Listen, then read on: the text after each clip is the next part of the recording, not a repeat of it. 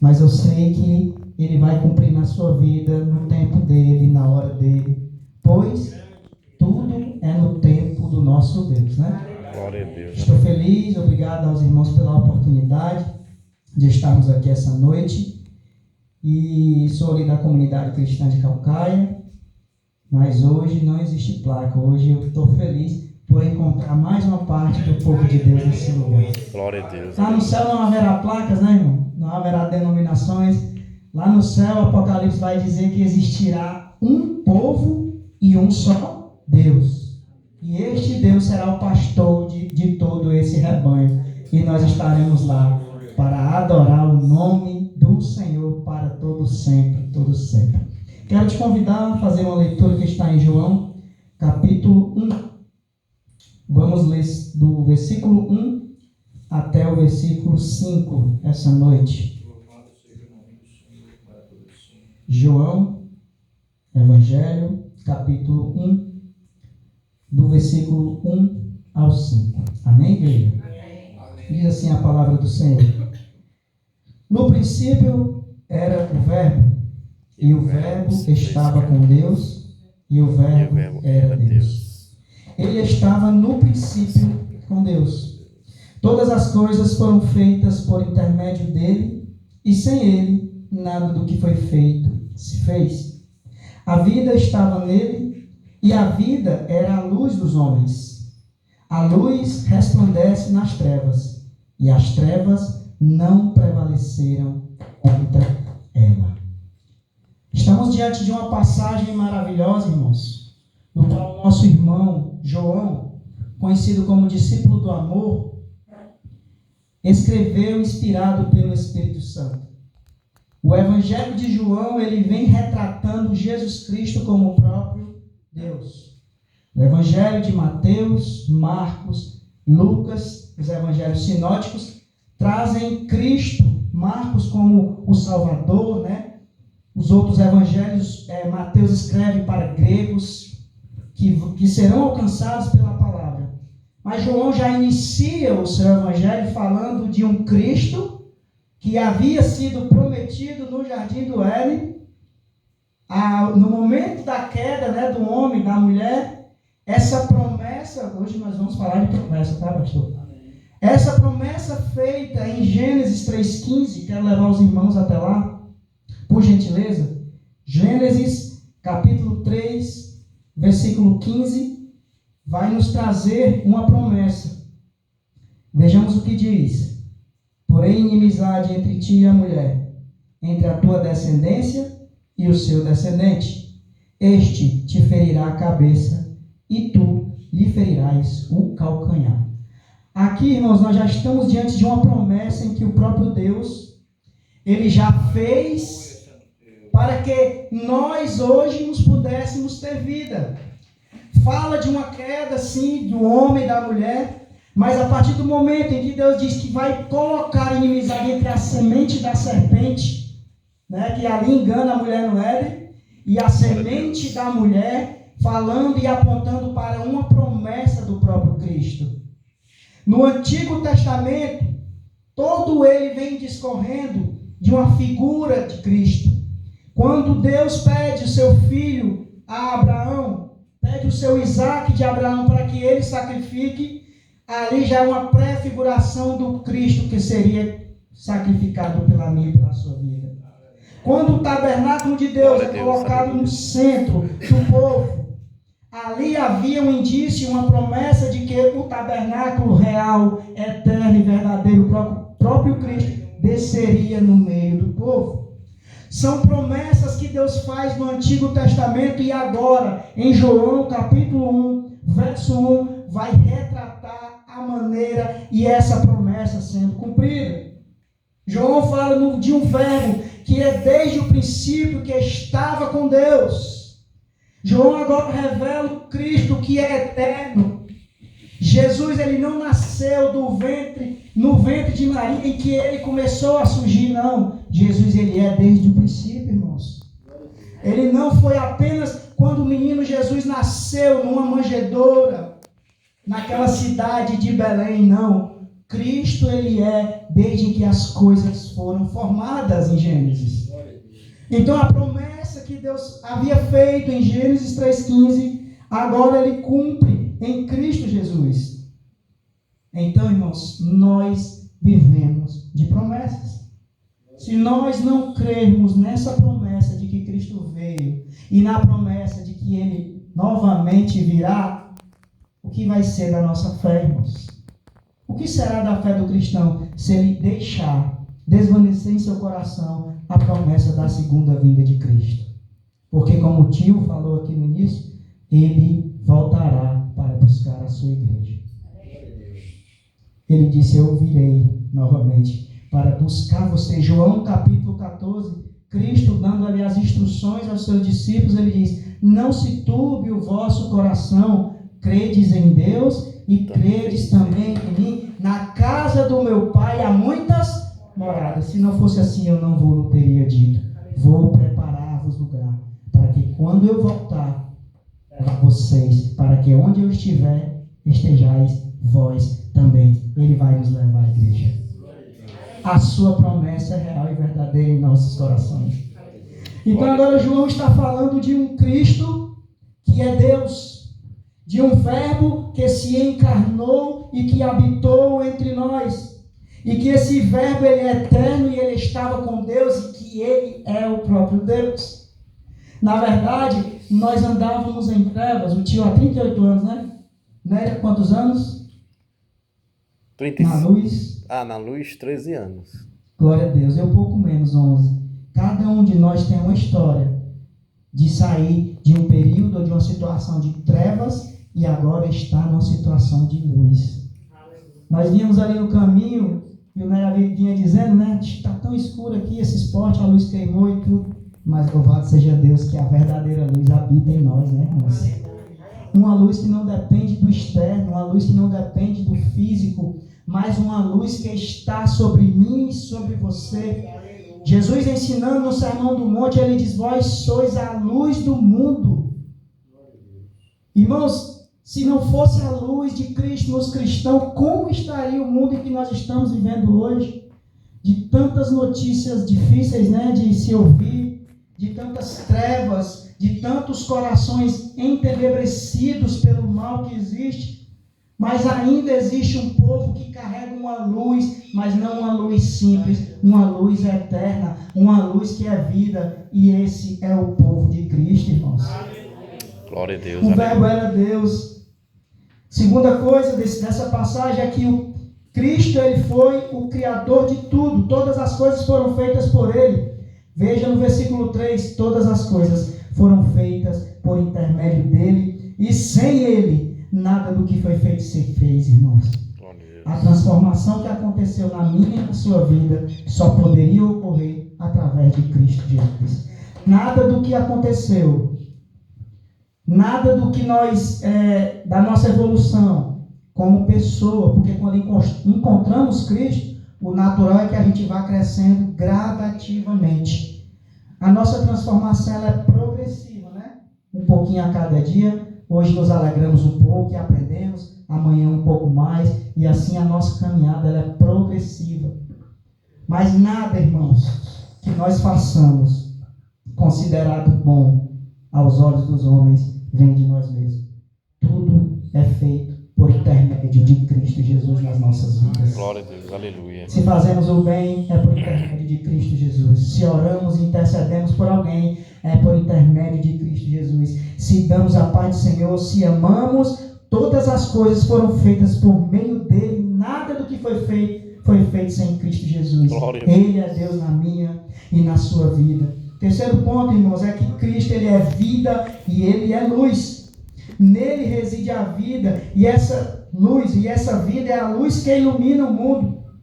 Cristo veio numa época difícil, onde tudo estava corrompido. Até 2 sumos sacerdotes existiam na época, né, que era para ser apenas um, Anás e Caifás. Tudo estava tão perdido, irmãos. Cristo veio num período muito conturbado. Um imperador manda matar todas as crianças de 2 anos para baixo, porque temia perder o seu cargo de rei. Achava que Cristo viria para colocar uma coroa na cabeça, sentar num trono e colocar o cetro na mão físico. Não, Cristo não veio nos libertar de Roma. Cristo veio libertar dos nossos pecados. Porque nenhum homem conseguiria fazer-nos libertar dos nossos pecados, dos nossos erros. Nenhum de nós, como foi cantado, o que nós merecíamos era morrer. A cruz não era para Cristo, a cruz era para nós. Mas o Cordeiro Santo, Cordeiro substitutivo, disse: eu pago a dívida dele, se colocou em nosso lugar, irmão. Colossenses vai dizer que ele pegou a cédula que era contrária a mim e a você. Lá estava escrito todos os nossos erros. Ele pegou a cédula e cravou na cruz do Calvário e disse: tetelestai, está consumado, a dívida está paga. Nada que fizéssemos poderia pagar os nossos erros. Mas a vida e a luz, que é Jesus, irmãos, se colocou em nosso lugar. É tanto que João Batista, quando olha para ele, diz: eis o Cordeiro de Deus que tira o pecado do mundo. Esse mesmo João Batista olha para Cristo e diz: eu batizar você? Eu que careço ser batizado por vós, e vem tu a mim? Jesus diz: faça, para se cumprir a Escritura. E João também fala que Cristo é aquele que vem depois dele, mas que já é antes dele, do qual ele não era digno nem de desamarrar as suas sandálias. Estava ali, irmão, Cristo, aquele que veio para morrer e perdoar os pecados do povo, mas o povo o rejeitou. O povo amou mais as trevas do que a luz. Por que o povo ama mais as trevas? Porque a luz vai iluminar os seus erros, os seus pecados. A luz vai declarar aquilo que nós estamos fazendo de errado. É assim quando estamos diante da palavra de Deus. Nós a lemos e ela nos lê. E quando ela nos lê, ela nos confronta. Tiago vai dizer que a palavra é como se fosse um espelho. Quando estamos diante dela, conseguimos ver nossas imperfeições. Quando nos afastamos dela, começamos a achar que já somos bonzinhos demais. Não, irmãos. Todos os dias somos carentes de nos alimentar dessa palavra. Porque ela aponta os nossos erros, ela declara os nossos erros. E ela mesma lava os nossos pecados. Não foi assim? Quando Jesus foi lavar os pés dos discípulos, que ele foi lavar os pés de Pedro, Pedro disse: eu? Não, Senhor, se eu lavar meus pés, de maneira alguma. Cristo disse: se eu não lavar os teus pés, você não tem parte comigo. Pedro diz: então lava também, Senhor, meus braços, minha cabeça, me lava o corpo todo. Jesus diz: não, aqueles que estão limpos, basta que se lave apenas os pés. Como estamos limpos? Pelas palavras que eu vos tenho anunciado. Quer ser purificado, santificado todos os dias, irmãos? Não tem segredo. O que a mídia está fazendo é inventando coisas absurdas para que busquemos santificação. A santificação em Cristo continua de forma simples. É através da palavra e da oração, irmãos. Não tem segredo. A luz de Cristo nos iluminou o dia. E hoje nós podemos andar nessa luz que é a nossa vida. Essa luz clareia os nossos passos, como diz o Salmo 119, versículo 105. Luz para os meus pés é a tua palavra e lâmpadas para o meu caminho, Senhor. O salmista declara, e essa luz ela está em Cristo Jesus. O quarto ponto dessa leitura, irmãos, é que existe luz nas trevas. A luz de Cristo brilha nas trevas do pecado e da ignorância, e as trevas não dominaram ou não a compreenderam. Essa luz de Cristo está sobre nós, nos dando noção do que é pecado, do que é trevas. E o que é interessante é que a palavra diz que essas trevas, elas não a compreenderam. O original vai dizer, elas não prevaleceram contra a luz de Cristo Jesus. Quando Cristo Jesus chega na vida de alguém, irmãos, as trevas são dissipadas. Quando a luz do Evangelho invade o ser de alguém, não tem como essa pessoa ser mais a mesma. Quando a luz de Cristo, irmãos, ela de fato habita em nossos corações, aquele que mentia não mente mais. Aquele que roubava não rouba mais. Aquele que se drogava não se droga mais. Aquele que bebia não bebe mais. Há uma transformação. A luz chegou nas nossas vidas. Aleluia por isso. A luz dissipou as trevas do nosso coração. A luz dissipou as trevas que havia falta de perdão em nosso coração.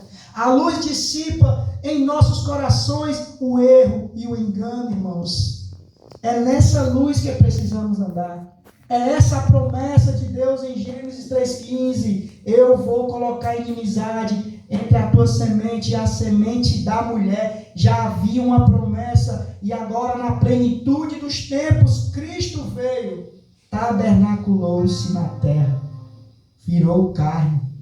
Sabe o que você sente e o que eu sinto? Isaías vai falar de um servo sofredor, que sabia que era experimentado no trabalho. Isaías vai dizer que ele não tinha parecer, nem formosura, nenhuma beleza havia em Cristo para o qual nós desejássemos ele. Mas mesmo assim ele foi levado como um cordeiro mudo ao matadouro. A Bíblia vai dizer também em Isaías, irmãos, que ele levou sobre si as nossas dores, levou sobre si os nossos pecados, as nossas iniquidades. O castigo que nos traz a paz estava sobre ele, e sobre as suas pisaduras nós fomos sarados. Em Cristo Jesus, eu e você somos sarados das dores do século presente, das ansiedades que às vezes batem em nossa porta, das tristezas e das decepções que passamos, às vezes com pessoas, às vezes no trabalho, às vezes dentro da própria igreja, por que não dizer? Essas dores já estavam sobre Cristo e nós não precisamos nos apegar a elas. Hoje a sua luz ilumina as trevas da nossa vida.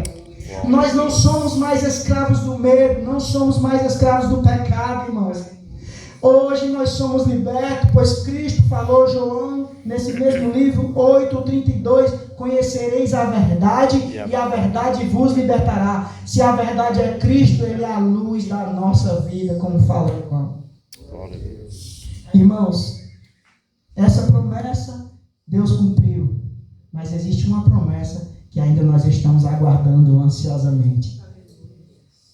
O Apocalipse vai dizer que a trombeta irá tocar e que os céus serão rasgados e que Jesus Cristo, Rei dos Reis e Senhor dos Senhores, Ele descerá com poder e grande glória. Aquele que morreu por nós como cordeiro, agora descerá como um leão, e na sua mão está as chaves, irmãos, com todo o poder para resgatar. Portanto eu te digo para mim, digo para você, irmãos, vale a pena. Vai valer a pena cada renúncia. Vai valer a pena cada momento de dor, de dificuldade que passaremos aqui. Paulo vai dizer que aquilo que está por vir, o que nós estamos vivendo agora, nem se compara com a glória que há de vir sobre nós, irmãos. Sobre aqueles que creem, que confiam em Cristo. Sobre aqueles que pegaram a sua promessa, irmãos, e colaram, tatuaram no seu coração. E nada do que vier, nada de tempestade, nada de calúnia, nenhuma palavra do externo vai fazer apagar dos nossos corações essa promessa. Portanto, nos apeguemos nela. Eu sei que os dias não são difíceis, eu não conheço os irmãos, estou conhecendo hoje. E às vezes as pessoas dizem, irmão, mas você não sabe o tamanho da situação que eu estou passando, irmão. Eu sei que eu não sei, irmão, mas existe um que sabe todas as coisas e que Ele jamais vai te abandonar. Ele fez uma promessa que Ele estaria conosco todos os dias das nossas vidas. Não é só quando está ruim, não é só quando está bom. Todos os dias das nossas vidas existe um Cristo que segura em nossas mãos. Se a promessa Ele fez, Ele é fiel para cumprir. Portanto, irmãos, essa é a promessa que nós aguardamos hoje. Quando muitos prometem por aí, vá para a igreja, você vai ganhar um carro novo. Vá para a igreja, que a chave da sua casa está esperando. Eu quero te convidar a vir aqui, porque a promessa de Deus vai se cumprir na sua vida, de um dia vir nos buscar. Se conquistar seu carro novo, glória a Deus por isso. Sua casa nova, Mas a promessa que você precisa e que eu preciso guardar no meu coração é a promessa do retorno do Senhor Jesus. A segunda vinda de Cristo para buscar a sua igreja. Ah, irmão Reinaldo, mas desde que eu me converti as pessoas falam isso. Irmãos, mas 1000 anos é como um dia e um dia é como 1000 anos para Deus. O tempo dele é diferente do nosso tempo, mas enquanto nós aguardamos, nós o adoraremos. Enquanto nós aguardamos a promessa, nós estamos em comunhão. Enquanto nós aguardamos a promessa, nós estamos orando, nós estamos louvando, nós estamos esperando ansiosamente essa promessa. Essa é a maior promessa que nós esperamos. Pode chover, pode fazer sol, a promessa vai estar viva em nossos corações. Lá não haverá dor, lá não haverá pranto. Ele enxugará dos nossos olhos toda lágrima. Não precisa de luz, porque a palavra vai dizer que Ele é a própria luz que iluminará o tempo. Ele era o Verbo que estava desde o princípio. Ele não foi criado, Ele é Deus de Deus. Ele estava com Deus quando tudo foi criado. Ele viu Ele viu você nos nossos momentos de trevas.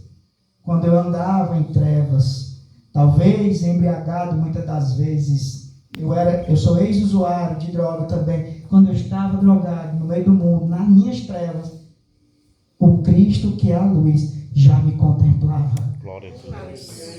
Ele já contempla você daqui a 1 ano, daqui a 2 anos, as promessas dele sendo cumpridas na sua vida. Ele já contemplava você quando você estava ainda em trevas, né? Quando eu estava ainda em trevas, a luz de Cristo chega e dissipa todas as trevas das nossas vidas. Não é somente em uma área, não é somente em 2 áreas. Cristo dissipa as trevas da nossa mente, do nosso coração, do nosso corpo, da nossa língua, dos nossos ouvidos. Você sabia que às vezes nós estamos em trevas no que ouvimos? Às vezes estamos em trevas naquilo que falamos, às vezes estamos em trevas naquilo que vemos, mas essa luz do qual João fala, ela dissipa na minha e na sua vida todas as trevas existenciais delas, irmão. Glória a Deus. E é aí sim, sem trevas, mas em luz, que nós guardamos ansiosamente a promessa se cumprir de que Cristo virá. Amém? Glória a Deus, amém. Ele é o Verbo e Ele estará conosco eternamente, em nome de Jesus. Quero agradecer pela minha oportunidade, que Deus vos abençoe. Quem sabe outro dia eu volte aqui, né, tio? Se Deus quiser, se for da vontade dele, estarei aqui com os irmãos. Estou muito feliz essa noite. Obrigado.